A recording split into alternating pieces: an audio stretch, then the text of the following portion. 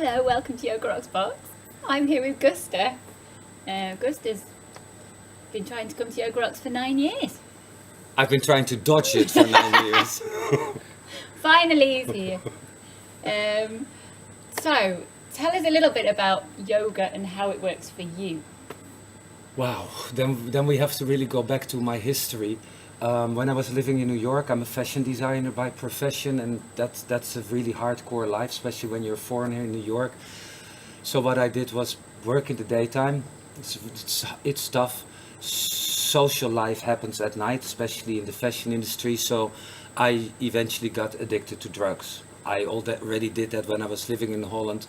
The drug abuse got worse in New York, obviously. I lived there in the late 80s, early 90s, and got addicted to heroin. I was perfectly fine with doing drugs. I could afford it. My husband, Patrick, he went to yoga, to Jivamukti, the first place of Jivamukti back then. And he was always nagging me, Gus, come to yoga, you're having such an unhappy lifestyle. And every time we used to live together, and every day he came home so happy, and I hated him for coming home happy. I really hated him. And he kept nagging, just like you, Gus, go to yoga, like you keep nagging, Gus, come to Yogarocks. I tried to dodge it for as long as I could. And then one day I was like, the best way to get rid of this nagging is actually live up to it, go to yoga one time. And then I know, like my parents were teaching me, Gösta, you cannot just say you don't like something. You have to firstly taste, then you can say you don't like it. So I was like, I'll go to yoga. I had a preset mind, I'm gonna hate it. I walked in there, I totally fell in love. I fell in love with the style, with the heaviness of it. I come from a really sporty background, did athletics, competitive swimming, tennis, hockey, you name it. Been a sporty guy, been going to the gym for a long time. And then I walked into a yoga class at Jivamukti. Sharon was my first teacher, and I was blown away. I was blown away by not only the heaviness, just the physical challenging part, but I try to keep my life a secret. My private life is just my private life. And then Sharon was just talking random philosophy in the class. And it struck a note. Everything, really everything she said, I thought it was about me. Everything she addressed, it hit me straight. I don't want to say in my heart, because I don't believe in these stories of the heart and everything. It hit me in my belly. I eventually, in that first class, turned to Patrick and was like, Pat, is she a witch? Is she like something that I'd never heard of? That opened up my blinds. Obviously, I was living behind blinds. Happy. Ignorance is bliss. I teach a lot of people. Ignorance, you don't know? Great. Just see if you can dodge it for the rest of your life. My life, that was impossible. I fell in love with yoga. Not wanting to. My mind was set. I'm gonna go. I'm gonna hate it. Thing is over. I returned back to drugs. Live happily ever after. That first class turned my life upside down. I fell out of love with the fashion industry. Not with fashion, with the fashion industry. I'm still a designer in my head. Yoga took everything over. That simple. What does it do for me? I couldn't even start to describing it. Maybe it brought out the real Gösta, or maybe it changed me. I don't know. I don't want to put a word on that, but there was an incredible change, and it happened so fast. I couldn't resist it. It was like, yesterday we went to the waterfall. It's like being taken away by the waterfall. You get in, there is no stopping it. I try to resist it. What we call in Dutch, I put my hakken in het zand. I really try to stand up against it. There's no holding back. Here I am. It's 26, 7, whatever years later. Still at it. I still blow my mind if I take a class during self-practice, but especially now, since I'm teaching for 20 years, I think, or God, 20 years, hey? I blow my mind listening to myself. When I teach, it's not that I have a preset idea, we're gonna do this or that. We have a few limitations. The class is this level, it's that time of the day.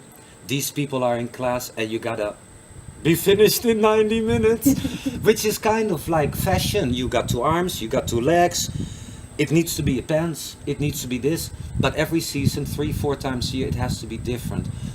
So now I feel like I'm creating live art. The class is my canvas.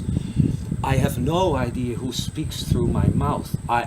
All the wisdom that comes from me, I don't know where it's coming from, but I hear the echo as it comes out of my mind, out of my mouth. I blow myself away. I cracked myself up this morning in class again. I mean, I have people crying, but I'm crying too. It's for me, it's a healing practice. I'm so glad, grateful even that it came on my path, and that I actually took that one step out of resistance to try it, to just be done with the bitching. I don't know who got me there. I'm eternally grateful for that. I probably would have been dead by now.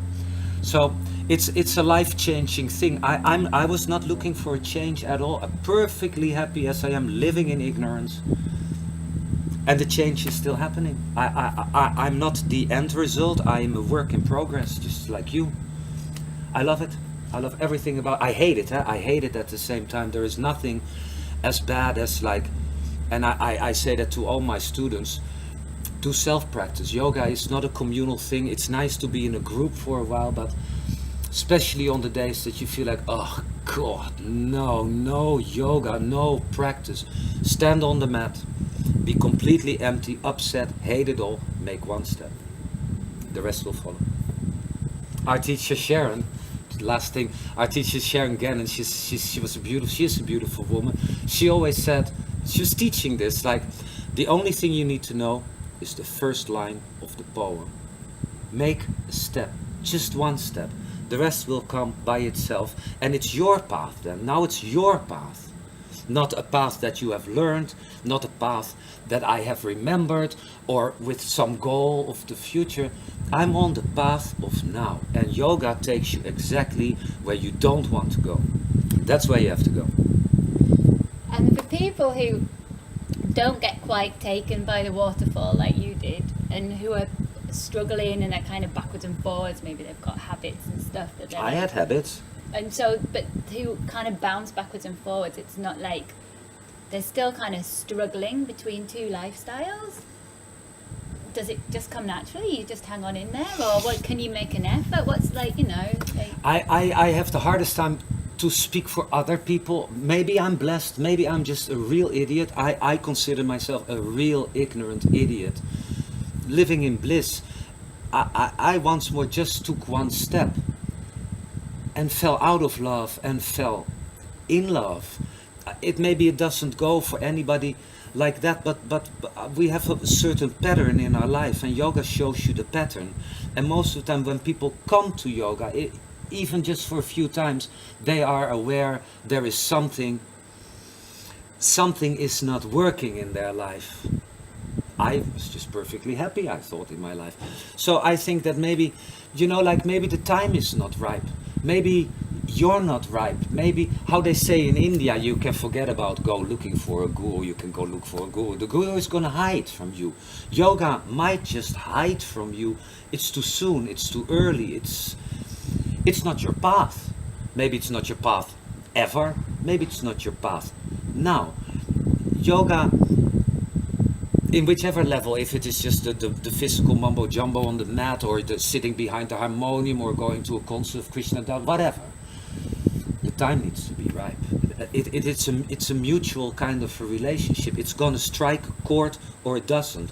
Just because it doesn't strike a chord today, that says nothing about the idea of tomorrow. So maybe try again, you know, like how people start smoking. The first puff is disgusting. But people eventually, when I took my first snort of heroin, it was horrible.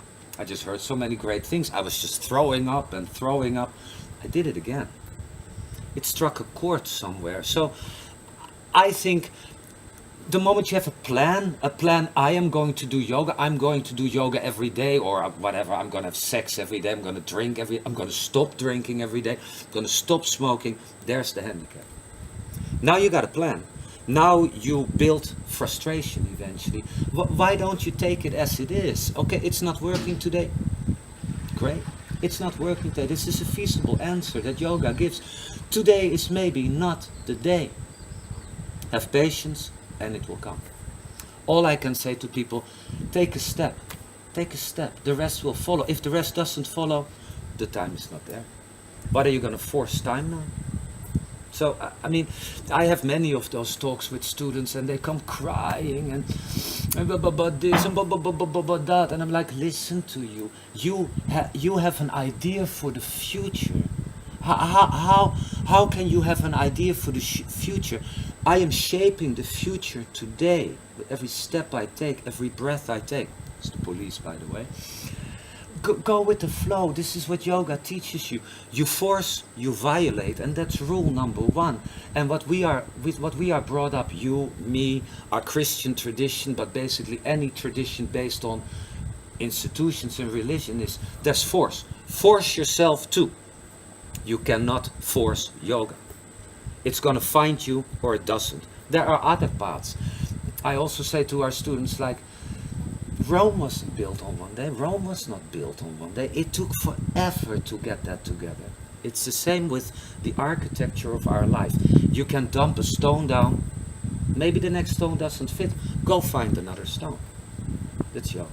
Do you think an intense practice helps some of the ideas, some of the lessons? What is intense? You know, what is intense for me might be not intense for you, or what is actually really intense for you might be baby steps for me. Yoga teaches you, and I like to teach my students before class because I have preset notion. Tonight at 6 o'clock I'm gonna go to yoga. I made that plan yesterday or this morning. I signed myself up already through the computer, or I went to the studio, or I just make sure they're in time. But the one who made the plan is not the one who's on the mat. I think you should really learn to get in touch. I'm the hardest person. I've been out of touch for the longest time with myself. It's like, before class starts, arrive early. Feel the limitations. Just feel the limitations that you bring onto the mat. Maybe you're tired, maybe you're aggressive, maybe you're hyperactive, maybe you didn't have sex for months, maybe you had great sex, maybe you drank, maybe you smoked, maybe, who knows? Tune into that, because this is the starting point. And my plan that I had this morning to go to yoga tonight at 6 o'clock was a plan, but it's not real. What is real is what is right now sitting in front of you. With the limitations, it's 12 o'clock, it's warm, it's this, it's that, I feel this, I feel that, I don't want, That's the start, and that's a unique starting point. And we forget that, like, I have plans, I have ideas, I come from there, I want to go to there, but I'm here. And this is what I bring to the mat. And that is something that is so not addressed. It's so not addressed because I was brought up to shape my future. But it's shaped within the limitations of where I am now, who I am today. I'm not the person from yesterday. This morning in class I was talking about the body that I took to bed last night. Hundreds of millions of cells have died overnight. Which part is still me? Where's the plan? Who did it? I bring to yoga this. And if only we could live that way. But no, I was brought up to force myself. Same with you. Go to school, go do this, go do that, do sports, do this, do that, do this, do that. Why not firstly check into how you doing, and then take a step. The rest will follow. Now, earlier on this week, one of the guests came up to me and he said, "Are all your teachers this open as Gösta?" And I was like, "Well, all our teachers are pretty open and relaxed, kind of how we are here." And he went, "Oh, it's a he. I've let on now. It's a he." Don't worry about and he it. Went, I'll figure it out in just a few minutes. and he went, "Do they swear as much as Gösta?" And I was like, "Well, no, actually, none of them do quite swear as much." What I try to do, first of all, I'm just a vulgar man, but then again, we are really, truly, if you look at us, we are vulgar people. I am a vulgar man. I am definitely not a yogi. You would never hear me say I'm a yogi. I'm not even a yoga teacher, and especially not your yoga teacher. Yoga teachers, you have to find it within yourself.